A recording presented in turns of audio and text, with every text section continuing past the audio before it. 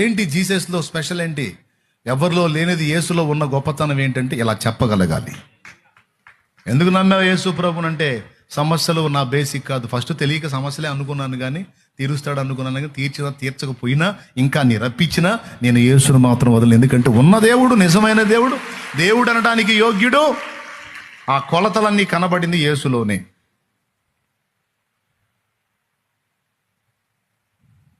మిగిలినోళ్ళు నీతి మాటలు చెప్పుండొచ్చు, కానీ నీతిని అనుసరించి బతకలేదు. కానీ యేసు నీతిని గురించి చెప్పుటయ్యే కాదు, నీతిని అనుసరించి బ్రతికాడు గనుక నేను యేసును ఫాలో అవుతాను. నువ్వు ఏర్పరచుకునేటువంటి అభిప్రాయం పర్ఫెక్ట్గా ఉండాలి. ఒకవేళ నీ దగ్గర అది లేదనుకో, ఇప్పుడు నేను ఒకటే చెప్పా. నంబర్ 1, యేసులో ప్రేమ నెరవేరింది, న్యాయం నెరవేరింది, పాపానికి శిక్ష పడింది, పాపికి రక్షణ దొరికింది.